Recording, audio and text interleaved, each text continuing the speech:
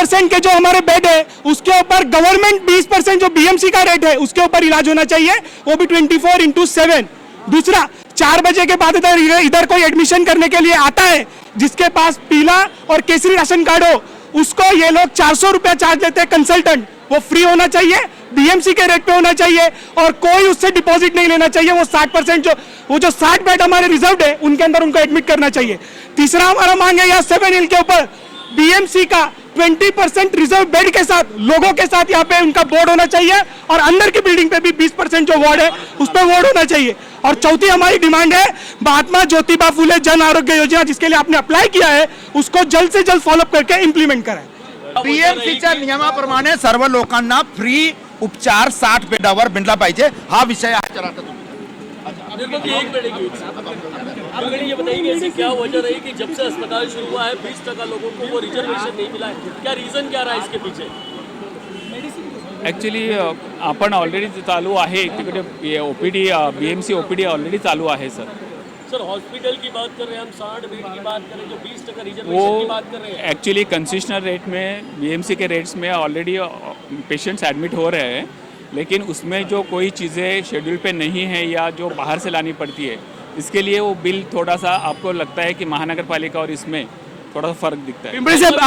ऐसा भी देखा गया है कि 10 रुपए का पावती फाड़ने के बाद उनसे हजारों रुपए, कम से कम 40 से 50 हजार बिल हुआ है, जिसका एक उदाहरण मेरे पास भी है। नहीं, वो एक्चुअली आइंदा अपन इसके लिए बोल रहे हैं कि वो हमने सबमिट किया है अथॉरिटीज़ को, म्युनिसिपल अथॉरिटीज़ को, और उसके बारे में जो निर्णय आएगा वो हम। पिंपळे साहेब, आज तुम्ही आंदोलन आहे म्हणून एवढं म्हणताय, कारण का प्रत्येक ठिकाणी काय असतं की पर्सेंटेज देत नाही। ऑलरेडी बीएमसी ओपीडी चालू आहे, तुम्ही आता येऊन बघू शकता। बीएमसी ओपीडीत आपण 10 रुपयाप्रमाणेच पेपर देतो आहोत आणि त्याप्रमाणे आपण ट्रीटमेंट करतो आहोत। पण काही गोष्टी अशा आहेत की ज्या शेड्यूलमध्ये नाही आहेत, अशा गोष्टी कदाचित म्हणजे उदाहरणार्थ आपण हार्टचं सर्जरीचं स्टेंट वगैरे लागतो, MJP जेव्हा आल्यानंतर आपल्याला त्याचं पण कव्हर होईल आणि आपले फ्री ट्रीटमेंट चालू होईल।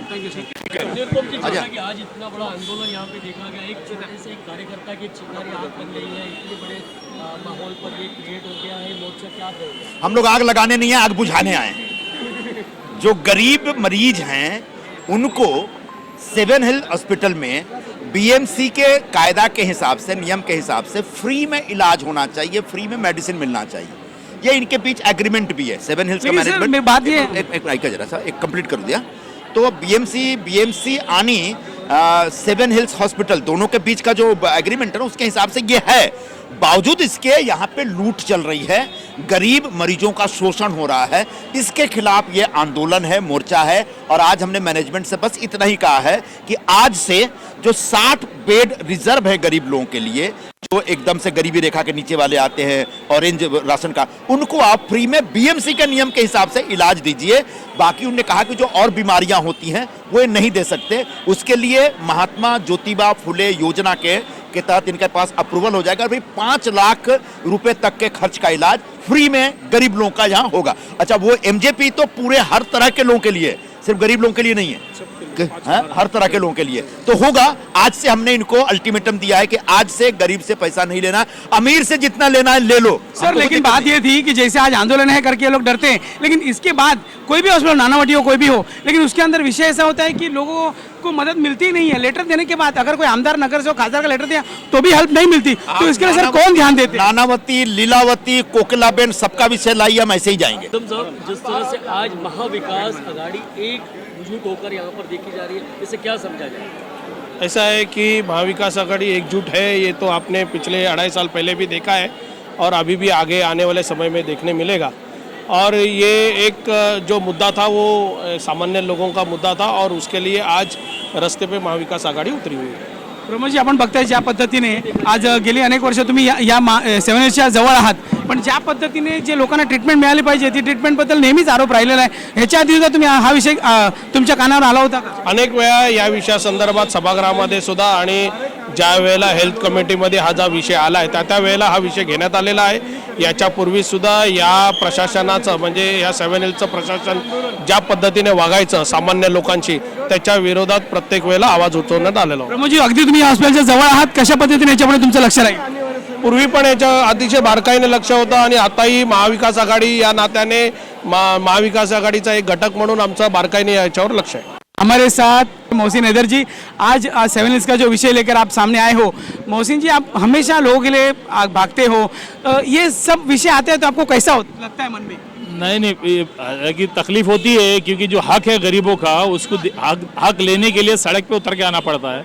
अभी ये जो मामला है ये कॉरपोरेशन ने कब दिया था इनको? एक कैंसर अस्पताल था, ये कैंसर अस्पताल होते हुए बनी हुई थी, सिविक जितना काम हुआ था, फिर अचानक जो है एक प्राइवेट पार्टी आती है, वो भी अपोलो हॉस्पिटल जो वहाँ के विशाखापट्टनम का एक पार्टी आती है यहाँ पर, और वो 7 हिल्स और अपोलो 2 अस्पताल है विशाखापट्टनम। 7 हिल्स वाले यहाँ पर पार्टी आकर जो है कुछ वायदा म्यूनसिपल कॉरपोरेशन की तरफ करते हैं कि हम लोग इस तरह गरीबों को सुविधा देंगे।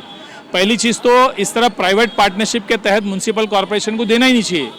मुंबई म्यूनसिपल कॉरपोरेशन का इतना पैसा है, आज आप देखोगे, देखो स्टेट गवर्नमेंट ने कॉरपोरेशन को कब्जा कर लिया है। कॉर्पोरेशन करने के बाद एक एक एमएलए को 50-50 करोड़ रुपए दिया जा रहा है। क्यों दिया जा रहा है, क्या दिया पता नहीं। कॉर्पोरेशन का पैसे की कोई कमी नहीं है, तो कॉर्पोरेशन का अपना अस्पताल है, कॉर्पोरेशन संभालना चाहिए, गरीबों को जो है फ्री में सुविधा देनी चाहिए। तो मेरी तो मांग ये है कि कॉर्पोरेशन खुद इसको वापस ले ले। जो कॉर्पोरेशन ने दी है, क्यों दी है, आपके पास के पैसे की कमी है। लेकिन ये है कि कारोबार करते हैं प्राइवेट पार्टनरशिप के तहत, दूसरे पार्टियों को कॉर्पोरेशन अपनी ज़मीन देती है, और वो कॉन्ट्रैक्ट और एग्रीमेंट के तरह तो बहुतें बातें होती है उसमें कि इस तरह का जो है दवाई दिया जाएगा, फ्री दिया जाएगा, और बाद में किसी को पता नहीं चलता, और वो कारोबार चलता है और ये बिजनेस चलता है। मोहसिन जी, एक रिक्वेस्ट आपसे ये है कि अगर आप एक नगर सेवक रह चुके हैं, अगर आम इंसान को इस तरह न्याय नहीं मिलता, ये सिर्फ ये हॉस्पिटल नहीं और भी कहीं भी, तो किससे बात करनी चाहिए, किससे मिलना चाहिए? देखिए, मेरे हिसाब से जो है न्याय नहीं मिलता तो सदन में अगर आपकी बात नहीं सुनी जाती है, सड़क ऐसी चीज़ है जिस पर आप उतर जाओ और डट कर उतर जाओ। गरीब जो मरीज हैं, उनके जो पेरेंट्स होते हैं, जो घर के होते हैं, उनको किसको मिलकर न्याय मांगना चाहिए? देखिए, अभी मैं तो ये कह सकता हूँ कि हम हैं, संजय निरुपम जी है, संजय निरुपम जैसे नेतृत्व में हम लोग सड़क पर उतर कर आते हैं।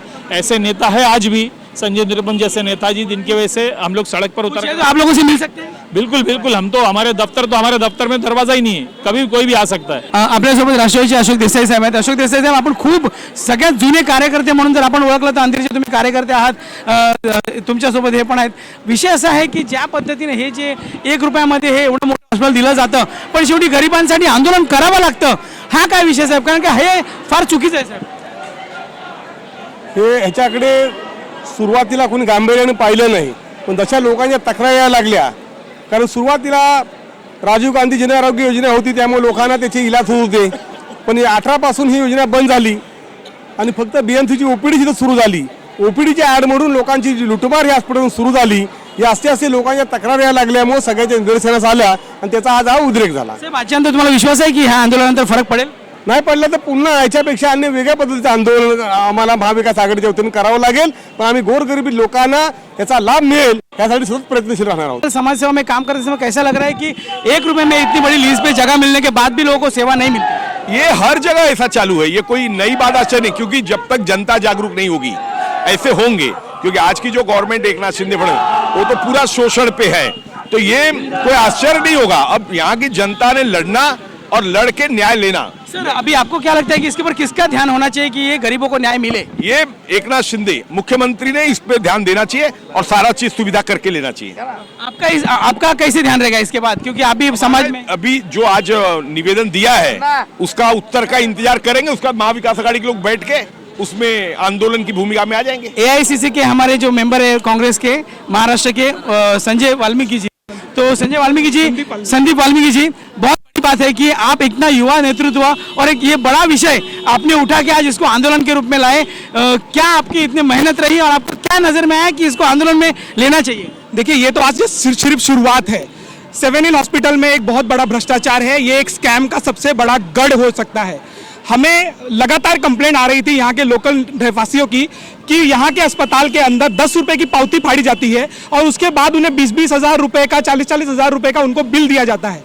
हमारे पास जब ये विषय आया तो हमने 7 हिल हॉस्पिटल के अंदर जांच पड़ताल की, कुछ स्टिंग भी किए, कुछ वीडियो और ऑडियो भी हमारे पास है, जिसके तहत और कुछ बहुत सारे बिल हमारे पास है, जिससे ये प्रूफ होता है कि जो गरीब लोग हैं जिनके पास येलो और केसरी राशन कार्ड है, उनको ये अस्पताल बीएमसी की 10 रुपए की पावती के नाम पे लूट रहा है. और उस लूट को रोकने के लिए और इस अंधेरी की जनता को न्याय दिलाने के लिए, उनको अच्छा आरोग्य दिलाने के लिए हमने ये लड़ाई लड़ने की सोची है। और ये भले ही छोटा सा हमारे जैसे एक छोटे से कार्यकर्ता ने शुरू किया है, लेकिन इसका अंजाम हम बड़ा कर रहेंगे और इस लड़ाई को जहां तक लड़ना पड़े, जितना लड़ना पड़े उसको लड़ेंगे। आज तो सिर्फ हमने शुरुआत की है, इसका अंत तब तक नहीं होगा जब तक 7 हिल अस्पताल के अंदर घोर गरीब इंसान को मुफ्त या बीएमसी रेट के ऊपर इलाज नहीं मिलता है। आपल्यासोबत माजी नगरसेविका प्रियंका प्रमोद सावंत जी आहेत. मॅम, आपण माजी नगरसेविका अनेक विभागातली मागण्यासाठी येते. गोरगरीब जनता असते, त्यांच्याकडे पैसे नसतात, पण जेव्हा हॉस्पिटलमध्ये ॲडमिट करताना हॉस्पिटल अक्षरशः लूट माजवते. काय अनुभव आणि काय सांगाल तुम्ही आजच्या या आंदोलनाबाबत? ॲक्च्युली हा महाविकास आघाडीचा आमचा आंदोलन होतं आणि त्या अनुषंगाने आपण आलेलो.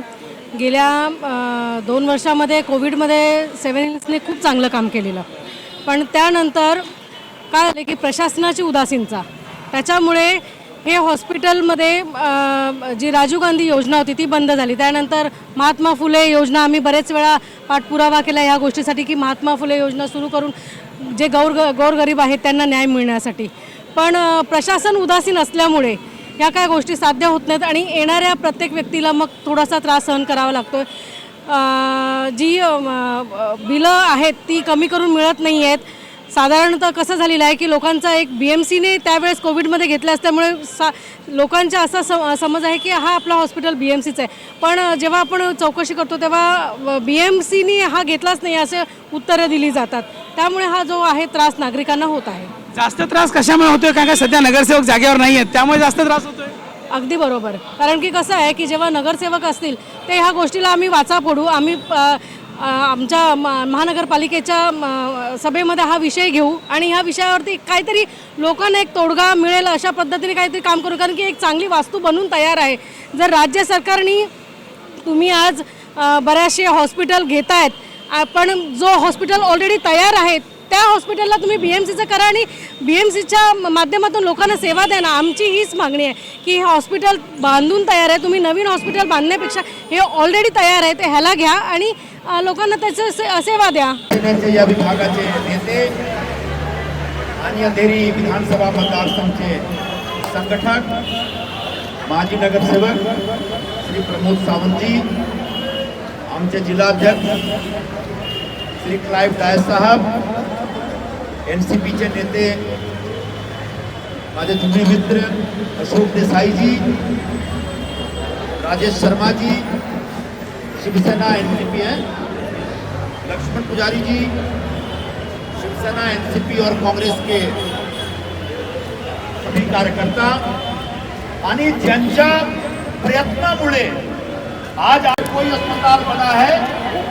अस्पताल चलाने वाले को वो जमीन फ्री में 1 रुपए की दर पे मिला है, तो वो अस्पताल के प्रशासक की जिम्मेदारी बनती है कि उसका 20% होना चाहिए.